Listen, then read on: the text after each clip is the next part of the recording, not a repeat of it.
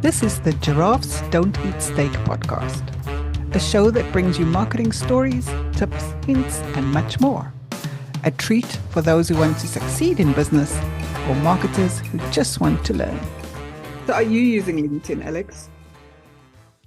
Yeah, I'm using a lot at the moment for a business that I'm working with, and it's really the main form of marketing for them because it's a fairly niche business, I'd say, um, and it's a B2B business, and that everybody that is involved in the industry is very LinkedIn heavy. So there's not really any other. I mean, there are obviously there are other avenues, but the biggest one is LinkedIn, and the biggest poster board for the business and businesses in that industry is LinkedIn. So the most important thing is to be extremely visible on LinkedIn. But I've seen, because there's a lot of influences in this industry. It's in the automotive industry.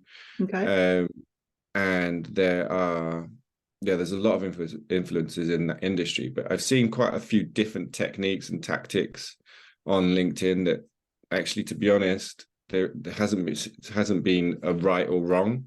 Yeah. It's really kind of depending on, well, your audience, the amount of information that's out there, the type of information that your audience like to consume, and I guess the frequency that your audience are using LinkedIn. For example, if someone is only using LinkedIn every other day, posting more than once a day, it doesn't really make sense. But if your audience are on there all day, every day, posting more than once can make sense because you're going to still reach them.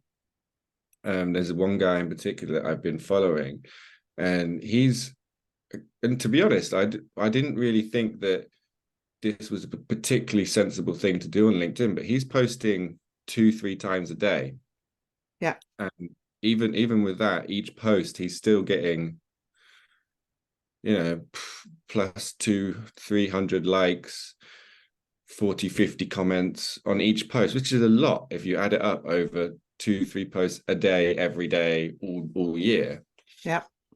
But as I was saying, I think it works because the way that the industry is working is quite network heavy, and a lot of people are talking to people on LinkedIn. There's a lot of events going on in LinkedIn. There's a lot of information in LinkedIn. Whereas some other industries, you just go and look in the news, you look in industry publications, but this industry is very influencer and thought leader based, and where they're publishing is on LinkedIn rather than in publications. I mean, that is obviously still happening, but all I'm saying is that the biggest part or the biggest content source for all of that, it seems to be on LinkedIn. Yeah. I think LinkedIn is definitely a B2B place to be, right? And even more so, I'm starting to see more B2C as well, because it's people, right? People are on there. Yeah, I found that as well. Because LinkedIn is very business heavy. There is the market for more, and I know you do this very well, so more personalized posts, adding a bit more of your life into it, which is kind of sometimes goes against the flow of LinkedIn if you are reading through the feed, because it's all very like business stat based, blah blah blah blah. But when you come across, like, for example, I posted something about a dog the other day. The business that I'm working for, they have the dog in the office, and it went, and I know dogs do well anyway, and Dogs and babies, dogs and babies. but it just breaks up the flow of the monotony of of um of business, and no, or nothing real of someone. So sometimes when you show the real side of you, and you do that really well actually in your LinkedIn posts, it kind of Thanks. it can break it up, break someone's feed up, right, and make you stop and then take a note. Yeah, I think, well, I'm not a LinkedIn guru by any means. I've only actually been active what's it now, 3 years that I've been active on LinkedIn. Before that, it was just my CV for when I wanted to change jobs, right? That's what it was. But, and I think I'm slightly in the middle, because you get the extremes, right? So you get the people that go all out personal. Oh, I'm feeling depressed today. Oh, I like my cat died, like all out personal. I'm not there. If you're comfortable with that, great. And then you get the other side, which is all business and sales push, like constantly buy my stuff, buy my stuff, buy my stuff. I've never done a buy my stuff post. I think even watch our podcast feels a really awkward for me. Yeah. It feels like, oh no. Yeah. But so I'm in the middle. I do like sharing my personality, because I think people that work with me, or with us even, right, they're coming for our personality. They're gonna like working with us. They're gonna like the things we talk about. We had last year alone, we had 3 off LinkedIn people that had just seen the posts, liked what we shared, liked the way we talked, and then contacted us and said, hey, do you want to work together, right? Yeah. So that's where my space is. But for different clients, I only post once a day, because that's comfortable for me. I go first thing in the morning, because I think that's when, people that are business people, who are the people I'm trying to attract, that's when they're there. But for other clients, I've done different things. They've gone more often, which is fine. And the frequency thing is interesting. So, the one general rule is, if your posts are within 4 hours of each other, you cancel the previous post. Is that right? Sort of through the algorithm. Yeah. So that's the one thing I would say is don't post too soon. And that's not me. I've done some testing, but I follow some gurus that do the testing, right? They do the testing and they share the feedback. And that seems to be the general rule, is 4 hours. So if you're going to post multiple times, keep that, because otherwise you're wasting the first post. You're just wasting it. And I've seen it with one of the clients where there's multiple people using the LinkedIn account, and then they post back to back because they don't check.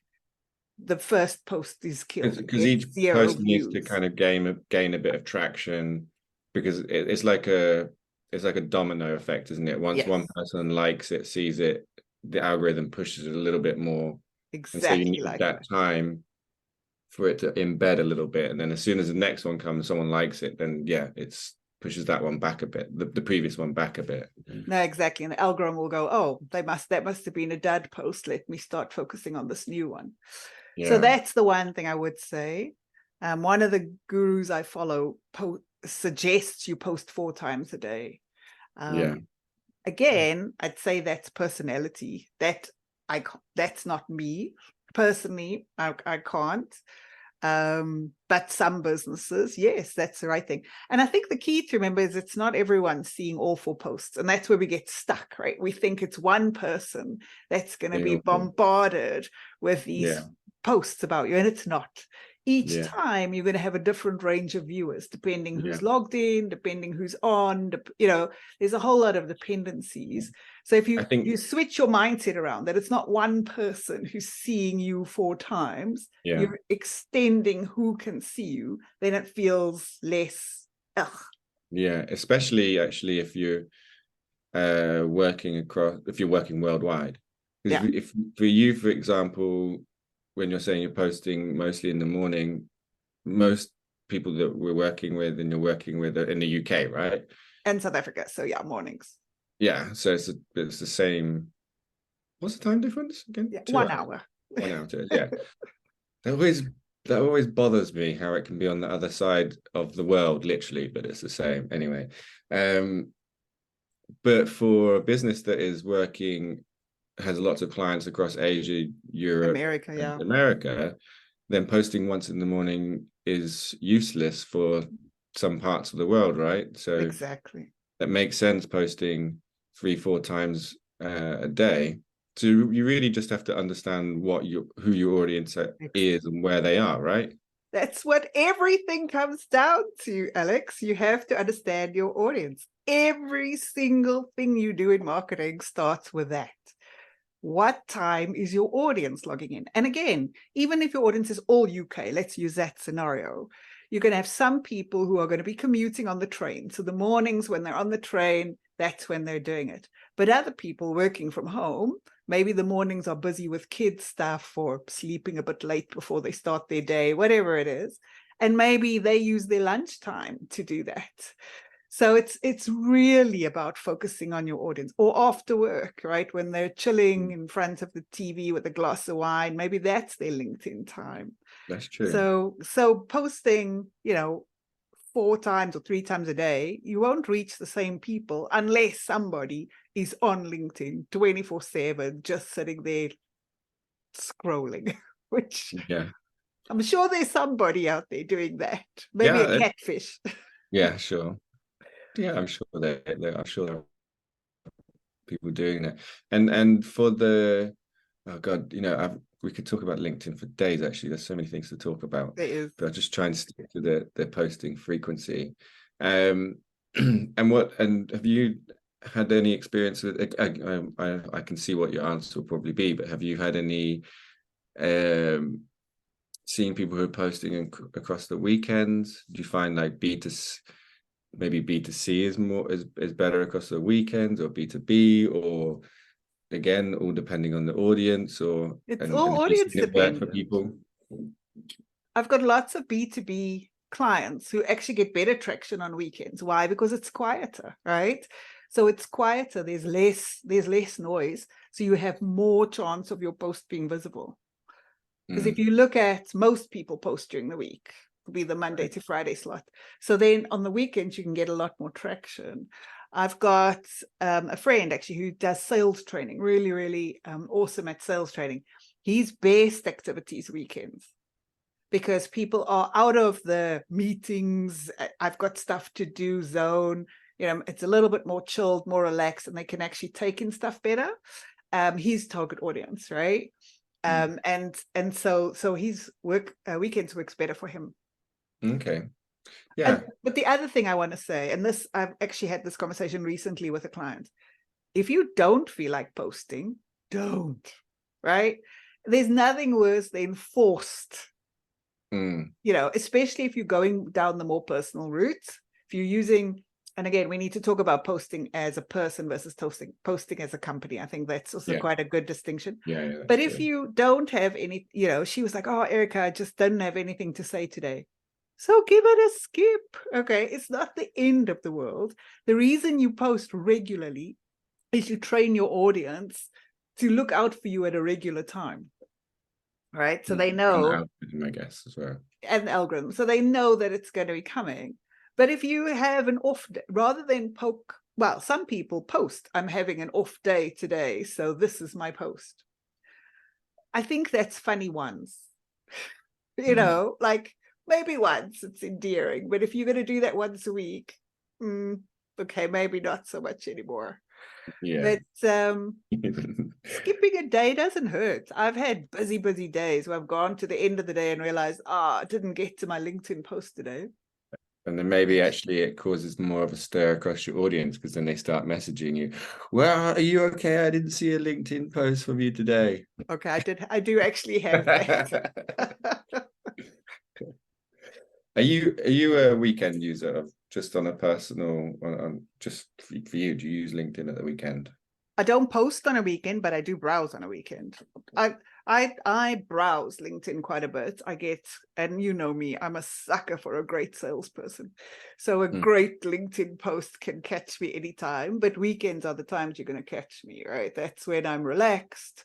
I'm browsing for personal use rather than has my post gone out, have my clients' posts gone out. Like in the week, I'm kind of in that businessy mindset. So posts kind of go past me, whereas weekends, that's where you're more likely to get me to click.